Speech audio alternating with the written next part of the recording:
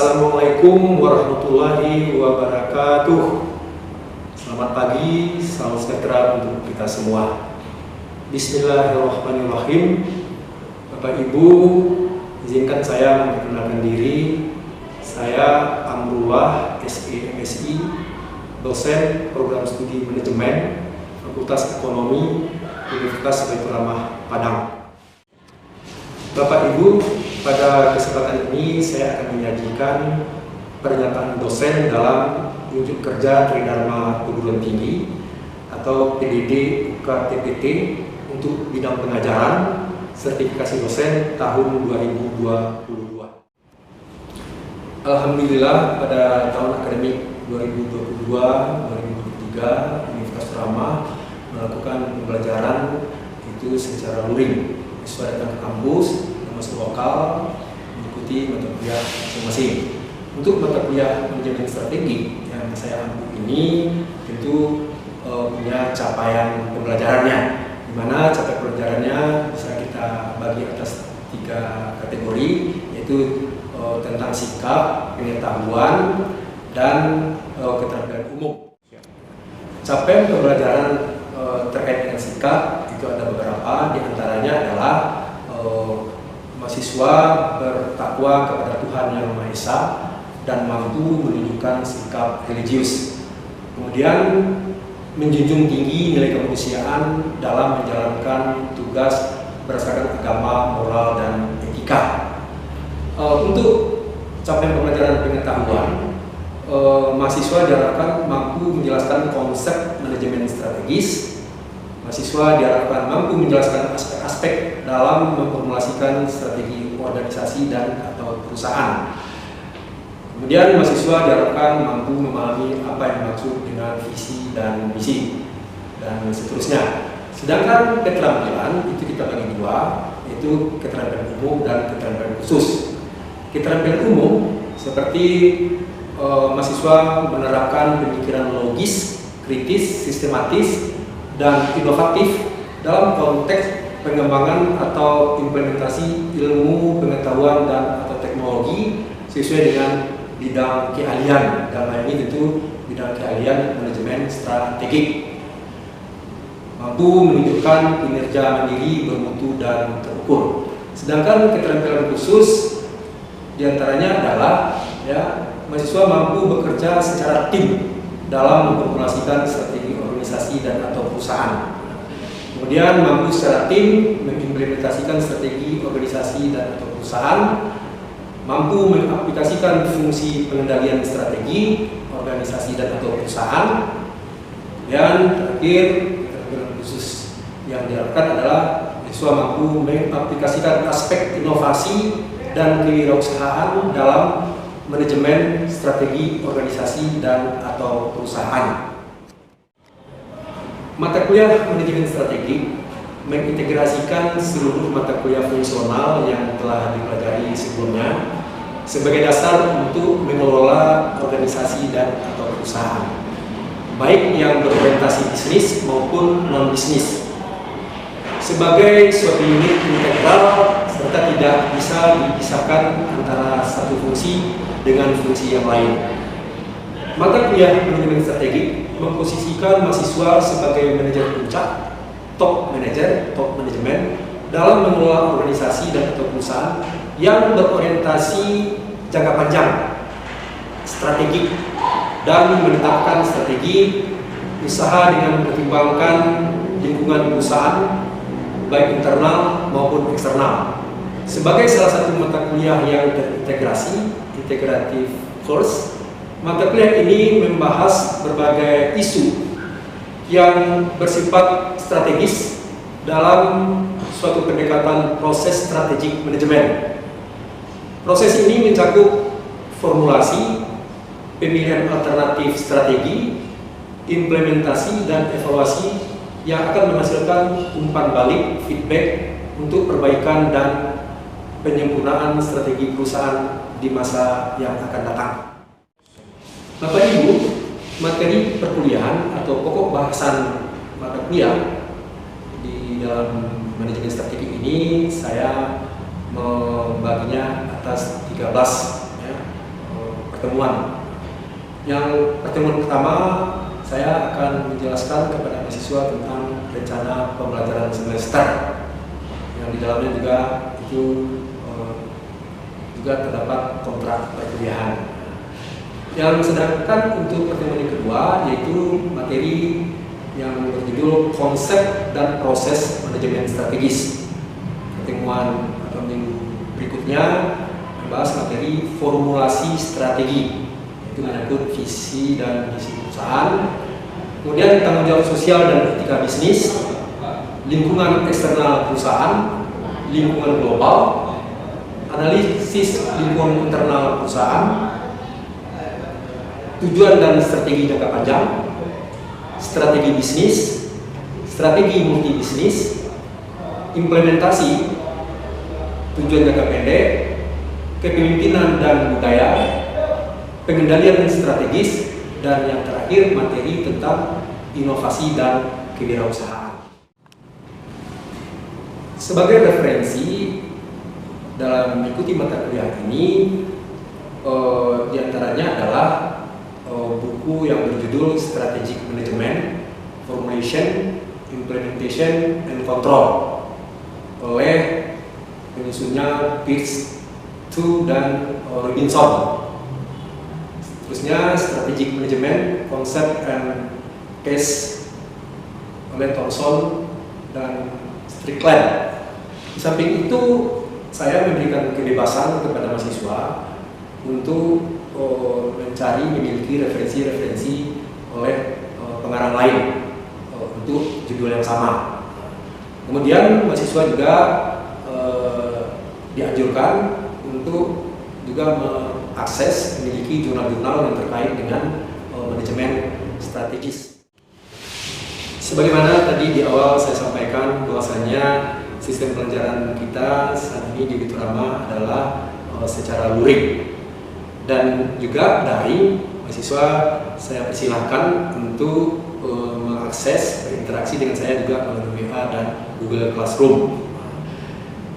Sedangkan tentang metode pembelajaran, saya menggunakan metode pembelajaran active learning. Salah satunya adalah itu dengan cara saya membagi mahasiswa atas kelompok. Setiap mahasiswa sebelum masuk lokal untuk membahas topik yang akan didiskusikan, kelompok-kelompok mahasiswa tadi saya berikan tugas, ya, dia terlebih dahulu dengan timnya, dengan kelompoknya membaca topik yang akan dibahas di lokal. Dia membuat resume. Kemudian salah satu kelompok mempresentasikan di depan mahasiswa yang lain. Saya sebagai dosen berperan moderator, ya. Diskusi mahasiswa tadi tentu saya nanti akan meluruskannya, akan juga mengulasnya. Ini kita bertujuan supaya mahasiswa itu tanda kutip dipaksa dia untuk membaca. Sebab salah satu kelemahan mahasiswa kita sekarang kan pemalas membaca. Nah, dengan metode seperti itu mau tidak mau mahasiswa harus membaca. Sebab sekarang orang sudah beralih kepada metode pembelajaran yaitu student centered learning, pembelajaran berpusat kepada mahasiswa. Sedangkan mengenai sistem penilaian, ya portofolionya adalah mengenai sikap, ya, tugas seperti tadi yang saya sampaikan, dan partisipasi kelasnya, kemudian UTS dan UAS. Nah, untuk sikap itu bobot penilaiannya saya tetapkan 10%, untuk tugas dan partisipasi kelas itu 20% bobotnya, UTS 25% dan UAS 45%. Untuk sebagai informasi Bapak Ibu, di Universitas Trama sekarang dengan program MBKM, ya, Merdeka Belajar dan Kampus Merdeka, kita di Trama juga mengikuti program PMM yang kedua, yaitu pertukaran mahasiswa merdeka yang kedua. Jadi di Trama sekarang ada 18 mahasiswa, ya, saudara-saudara kita dari perguruan tinggi di Jawa mengikuti PMM 2 di Universitas Trama. Dalam kelas manajemen strategi ini itu ada 7 mahasiswa dari 18 mahasiswa itu yang mengikutinya. Nah, jadi itu betul lebih bernilai, ya. Mahasiswa Metroma juga bisa bergaul, berkomunikasi dengan rekan-rekannya, saudaranya dari perguruan tinggi di Pulau Jawa. Bapak Ibu, ini sebagai tambahan, di waktu kuliah perdana, pertemuan pertama, di samping saya menjelaskan tentang rencana pembelajaran semester kepada mahasiswa dan juga mitra perkuliahan, saya juga tanda kutip mempromosikan mata kuliah manajemen strategik ini. Saya bilang ke mahasiswa, kalau Anda serius menyimak, memahami mata kuliah ini, tentu nanti ini bisa bekal bagi saudara untuk bekerja di suatu perusahaan. Ya, tentu terutama lebih-lebih di perusahaan multinasional, di mana perusahaan tersebut harus menyusun rencana strategiknya, atau yang lebih luas lagi kan rencana strategik itu adalah sebuah manajemen strategi perusahaan.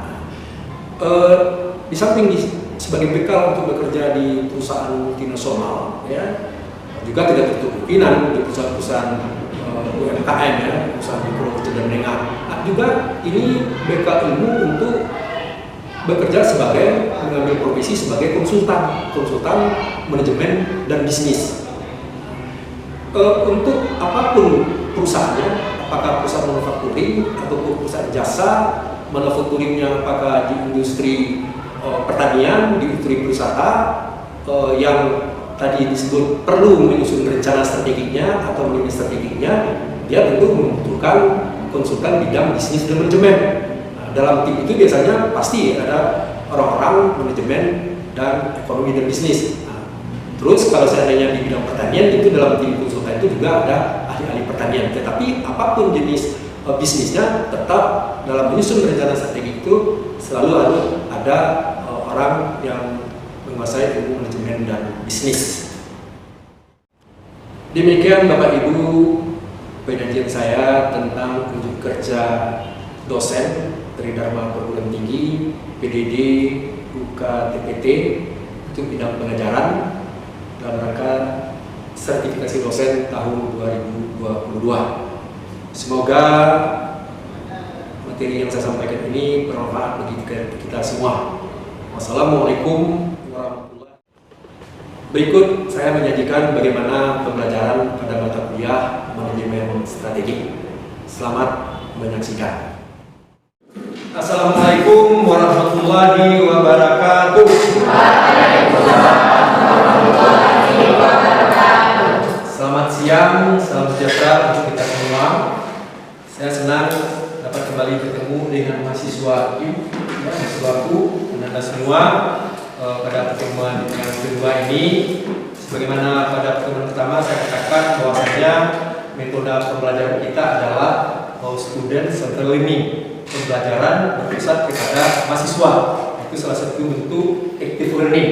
Nah, bagaimana kita mengimplementasikan SCL itu adalah dengan cara saudara dibagi atas kelompok, kemudian tiap-tiap kelompok itu diberikan tugasnya berbentuk resume apa topik yang akan kita bahas pada minggu berikutnya. Hari ini kepada teman saudara sudah ada satu kelompok yang kita tugaskan untuk meresume topik yang kita berikan, yaitu mengenai konsep dan proses manajemen strategi. Ya, itu dalam kuliah perdana mengenai metode pembelajaran sudah saya sampaikan kepada saudara. Ya, paham? Kalau begitu, mari kita silakan kelompok penyaji untuk memaparkan, mempresentasikan resumenya. Silakan. Ya, waktunya kita berikan 10 menit ya. Silakan. Oke.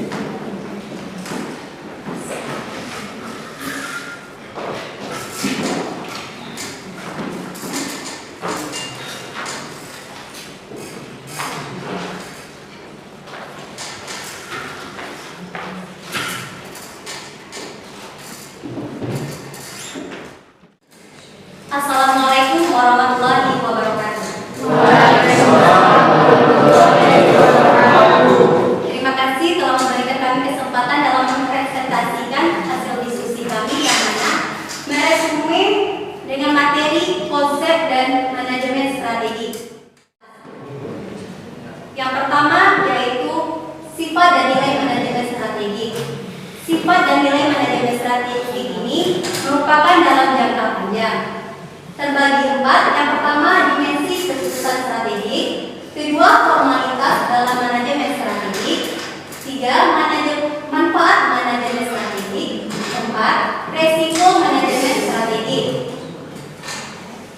Kita lihat yang pertama, dimensi keputusan strategik. Ada 7. Yang pertama, isu masalah strategik.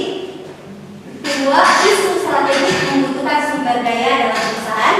Ketiga, isu strategik seringkali mempengaruhi kesejahteraan. Biasanya mempunyai konsekuensi multifungsional, mengharuskan perusahaan mempertimbangkan lingkungannya, serta global dalam tindakan. Yang kedua yaitu formalitas dalam manajemen strategi. Ini mengacu pada seberapa rinci tingkat tanggung jawab dalam perusahaan. Yang ketiga yaitu faktor yang menentukan seberapa besar formalitas dalam manajemen strategi. Yang pertama, besar organisasi. 2, gaya manajemen. 3, kompleksitas lingkungannya. 4, proses produksinya. 5, masalah yang dihadapi dalam sebuah manajemen strategi, serta tujuan sistem perencanaannya. Manfaat manajemen strategi ada 4, yang mana yang telah di layar di depan. Manfaat manajemen strategi. Perusahaan strategik dapat memperkuat kemampuan perusahaan mencegah masalah. Interaksi dalam kelompok dapat menghasilkan kesimpulan. Kegiatan perumusan atau disebut dengan formulasi strategi memperkuat kemampuan dalam perusahaan. Keputusan strategi yaitu didasarkan pada kelompok mungkin sekali dihasilkan dari alternatif terbaik yang ada di sebuah perusahaan. Yang selanjutnya yaitu resiko dalam manajemen strategi. Resikonya ada 3. Yang pertama, manajemen strategi harus meminimalisasikan dampak negatif yang ada di dalam perusahaan. Kedua, manajemen strategi harus mampu membatasi jarak janji-janji kinerja yang terwujudkan. Ketiga, manajemen strategi harus mampu mengantisipasi dalam menanggapi kekecewaan pada bawahan. Pertama, waktu yang digunakan manajemen dalam proses manajemen strategi dapat menimbulkan dampak negatif tanggung jawab operasional mereka. Ketiga, para manajer strategi harus mampu mengantisipasi dan menanggapi kekecewaan pada bawahan, mengantisipasi atas harapan-harapan yang telah menjadi kenyataan. Yang B, poin B ini ada 4. Yang pertama yaitu proses manajemen strategi. Proses manajemen strategi ini terbagi 4. Yang pertama, basic finansial, forecast atau disebut basic planning. Baiklah, cakupan ruang lingkup etika komunikasi. Yang pertama yaitu pesan-pesan yang tertulis dan verbal, pesan tentang lintas budaya, serta iklan yang dibuat oleh perusahaan untuk menarik sebuah konsumen. Baiklah, ini referensi dari materi yang kita ambil yaitu Yournable, WordPress.com, Box, Google.co.id, serta https @sibowo 0789. Sekian hasil presentasi dari kelompok kami. Kami membuka sesi pertanyaan yang akan disampaikan oleh Bapak dosen pengampu kita. Terima kasih kita ucapkan kepada kelompok pengaji yang sudah memaparkan hasil resume-nya dengan topik konsep dan proses manajemen strategi. Sekarang sebagaimana tadi kita katakan di awal, silakan saudara peserta seminar untuk menanggapi atau bertanya atau memberikan pendapat terhadap materi yang disampaikan tadi oleh pengaji. Nah, dipersilakan. Sebelumnya sudah perkenalkan diri, sebutkan nama dan NPM. Ya, silakan. Siapa yang pertama? Saudara? Oke, silakan. Sebelumnya perkenalkan, nama saya Zara Marjana, NPM 20137. Ini pertanyaan kepada kelompok pengaji. Pertanyaannya, bagaimana efek bagi suatu perusahaan apabila tidak memiliki strategi manajemen risiko? Dan bagaimana upaya yang harus dilakukan seorang pengusaha dalam mengatasi segala jenis bentuk risiko usaha yang dihadapi? Oke, bisa dipahami pertanyaan dari partisipan dari rekan saudara? Baik, Silakan. Baik, terima kasih kepada Tiara Pematayanda telah memberikan pertanyaan dari kelompok kami. Saya akan menjawab pertanyaan dari Tiara. Kenapa? Bagaimana jika kalau seandainya dalam perusahaan itu tidak mempunyai strategi? Perusahaan itu akan hancur. Apalagi dari era globalisasi saat ini, orang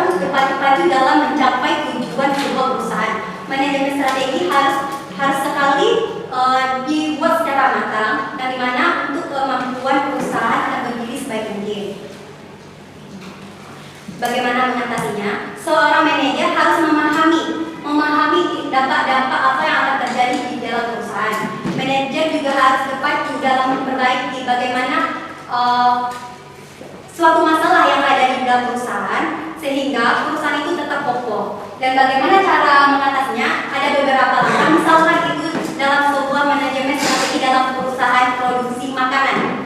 Nah, seorang manajer harus membantu bagaimana strateginya. Yang pertama, mereka harus melihat daya saing antara sekitarnya dan juga melakukan berinovasi sebaik mungkin agar produk yang mereka produksi tidak kalah saing dengan produk lainnya. Sekian dari saya sampaikan lagi kepada Bapak. Oke, terima kasih. Bagus pertanyaannya. Bagaimana kalau seandainya suatu perusahaan tidak memiliki manajemen strategik? Sebagaimana saudara ketahui, sekarang yang populer di dunia organisasi dan perusahaan kan transfer secara strategi. Tapi yang terakhir itu saudara adalah manajemen strategik, ya. Jadi ditujukan manajemen strategik ini bagi perusahaan yang punya manajemen strategik, tentu tujuannya adalah bagaimana perusahaan kita, ya, itu unggul dalam bersaing. Namanya manajemen strategik tentu semuanya, saudara kan tahu fungsi-fungsi perusahaan, bagaimana strategi pemasaran kita, strategi operasi atau produksi, ya, strategi keuangan, strategi SDM dan lain-lainnya. Di mana dalam kita menentukan strategi, ya ada tahap sebelumnya yang kita lakukan. Misalnya kita harus melakukan analisis lingkungan, ya, yang dikenal salah satunya adalah analisis lingkungan itu SWOT analisis atau TOW analisis terhadap lingkungan eksternal dan lingkungan eksternal. Nah, dari situ nanti kita baru bisa menganalisis strategi yang tepat yang akan digunakan oleh perusahaan. Mengenai tadi tentang resiko, manajemen resiko, ya perusahaan juga perlu dalam rangka mengantisipasi resiko-resiko, ya, termasuk resiko keuangan, misalnya dengan salah satu jalan kebijakan yaitu tentang asuransi, ya. Nah, kegiatan-kegiatan kita, aktivitas perusahaan itu juga diasuransikan. Itu kan salah satu untuk menghindari risiko. Kan dulu perkenalkan dirinya. Baik, sebelumnya terima kasih kepada Bapak Direktur dan telah memberi saya kesempatan saat ini. Di sini saya Perkenalkan dirinya. Pak. Sebelumnya perkenalkan nama saya Putri, IPM 20029. Izin bertanya kepada kelompok ini tentang isu global dalam tindakan. Jadi pertanyaan saya di sini, bagaimana pentingnya kesadaran dan wawasan perspektif global bagi kehidupan manusia pada saat dalam bisnis yang terjadi pada saat ini? Baik, terima kasih kepada Dr. yang memberikan pertanyaan kepada Bapak dan menjawab. Di dalam perusahaan kita harus menentukan, harus tahu apa aja isu-isu yang ada dan berkembang dalam masa global ini. Apalagi kita tinggal di dalam era globalisasi, semua orang dalam perusahaan akan berpadu-padu untuk mempertahankan sebuah perusahaan. Nah, bagaimana kita kalau kita tidak mengetahui isu global tersebut, maka perusahaan yang kita dirikan itu akan hancur. Bagaimana cara kita tidak dapat bersaing dalam era globalisasi tersebut? Itu jawaban saya lanjutkan lagi kepada Bapak. Ya, bagus, terima kasih untuk penyaji dan juga yang berpartisipasi, ya, bertanya. Sebagaimana tadi dikatakan oleh kelompok penyaji, mau tidak mau, suka tidak suka, kita sekarang telah berada pada era globalisasi. Bukan sekarang, sudah beberapa tahun lalu kita itu sudah berada pada era global. Ada kalimat, saudara, yang saya temukan dalam manajemen sumber daya manusia, selamat datang di desa global. Jadi artinya dunia ini sekarang, ya, selebar telapak tangan. Dengan kita memegang handphone, pastikan ada paket data, ya nggak? Bisa kita mengakses apa saja, di mana saja, ya nggak? Tidak ada lagi yang membatasi dengan jarak. Kita hidup di desa global. Global artinya apa yang kita lakukan, baik secara individu, itu juga terkait dengan individu lainnya di pelosok planet bumi ini. Begitu juga terlebih perusahaan, ya. Coba sekarang saudara lihat. Kan tidak menyangka kita, saudara, Ukraina dan Rusia berperang. Yang berperang Ukraina dan Rusia jauh tempatnya, tetapi kok ekonomi dunia terpengaruh, saudara. Ya, harga BBM menjadi meningkat. Itu ada fragil lainnya yang menyebabkan meningkatnya BBM ya. Ada kecenderungan sekarang saudara bahwasanya pada tahun 2023 itu akan terjadi resesi ekonomi karena kenaikan harga, kemudian tingkat bunga yang meningkat. Tentu itu isu global yang perlu juga diketahui oleh perusahaan ya. Perusahaan bisa menyikapi itu tentu dengan memiliki manajemen strategik atau rencana strategik. Malah rencana itu manajemen strategik itu tidak bisa kita klaim itu dapat berlaku 10 tahun, tapi orang mengatakan 5 tahun. Sebab selama perjalanannya perubahan-perubahan begitu cepat terjadinya lah. Banyak dari isu lingkungan, ya, isu lingkungan alam. Malah dikatakan ya, saya juga mendapatkan informasi itu yang paling menakutkan saudara. Pandemi COVID-19 menakutkan, tapi yang menakutkan adalah masalah iklim. Ya, isu iklim dunia ini, lapisan ozon sudah menipis karena aktivitas manusia di planet bumi, ya, pabrik-pabrik dan seterusnya. Itu menjadi perhatian oleh para pencipta lingkungan hidup dan lingkungan alam. Sebagai perusahaan kita tentu juga mengamati itu, sehingga bagaimana kita melalui manajemen strategi mengantisipasinya, ya, atau minimal nanti kita bisa menyesuaikan dengan perubahan yang terjadi. Ya, oke, silakan kepada penyaji, saudara yang mewakili menutup diskusi ini. Nanti kembalikan ke saya. Silakan. Baik, terima kasih kepada rekan-rekan semua yang telah berpartisipasi dalam presentasi kelompok kami. Saya sebagai moderator mohon maaf jika ada kata salah. Saya akhiri, wassalamualaikum warahmatullahi wabarakatuh. Waalaikumsalam warahmatullahi wabarakatuh. Mari kita berikan fokus.